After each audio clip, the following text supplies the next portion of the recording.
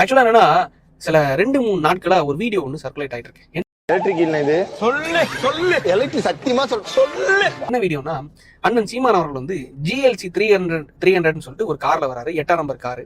அந்த கார்ல வரும்போது லைக் நாம் தமிழ் கட்சிக்காரங்க அப்ப என்னமோ முக்கியமான விஷயம் சொல்ல போறீங்க, சத்தியம் வாங்கினே அது என்ன ஃபயர் விடுறாங்க, அழகா வீடியோ எல்லாம் எடுத்து போடுறாங்க, ஜம்முன்னு எடிட் பண்ணி சூப்பரா போடுறாங்க. அண்ணன் பாருங்க எவ்வளவு கெத்தா வராரு அப்படின்னு சொல்லிட்டு.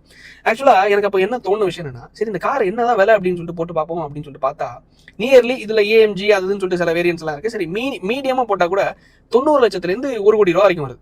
மினி ரேஞ்ச் ரோவர் வாங்கிட்டேன். போகு போகும் என்னடா சொல்றாங்க. ஏன் மாப்பிள்ள உனக்கு மூச்சு வாங்குது? இல்ல சொல்றேன், இதான் சொல்றேன். கரைக்கிற வாட அடிக்குது. டேய் என்னடா அது?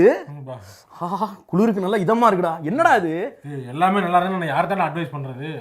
என்னால ஒரு கார் வாங்கினா எப்படி வாங்க முடியும்? வாங்கணும்னா அவன் என்ன பண்ணா என்ன, நமக்கு என்ன, நம்ம நோக்கத்தை பார்த்து போனோம்னா வாங்கலாம். இவன் இதை வாங்கிட்டானே, அவன் அதை வாங்கிட்டானேன்னு போனீங்கன்னா எப்படா விளங்குவ? இப்படித்தான் போவ. எப்பா 80 lakhs to 90 lakhs ஒரு 1 crore 1.5 crores வரைக்கும் வருது. ஒரு 1 கோடி ரூபான்னு வச்சுக்கோங்களேன்.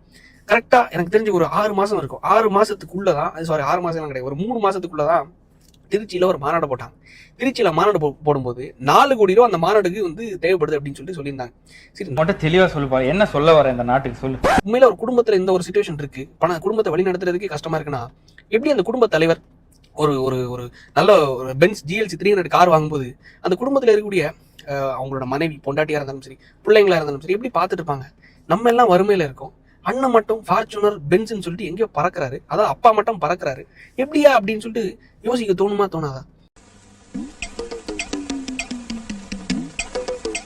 ஆனா இந்த கட்சியில மட்டும் ஏன் யோசிக்க தோணல அப்படிங்கறது எனக்கு தெரியல.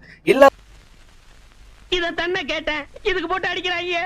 அறிவு கேட்டவனுங்க எவ்வளவு பெரிய ஒரு விஷயத்தை கேட்டிருக்க, இதுக்கு போய் உதைக்கிறாங்களே.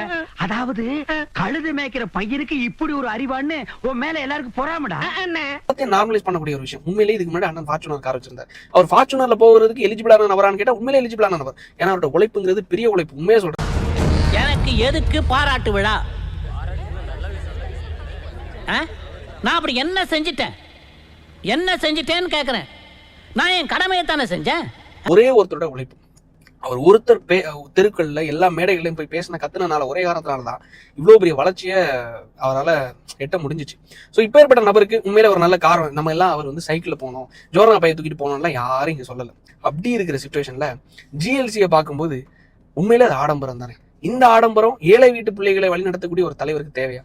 கெட்ட வார்த்தை போட்டுட்டாதிய, ஐயோ அதெல்லாம் பண்ணாதிய. தமிழ் அருமையான மொழி, தூய மொழி, கெட்ட வார்த்தை போடாதிய.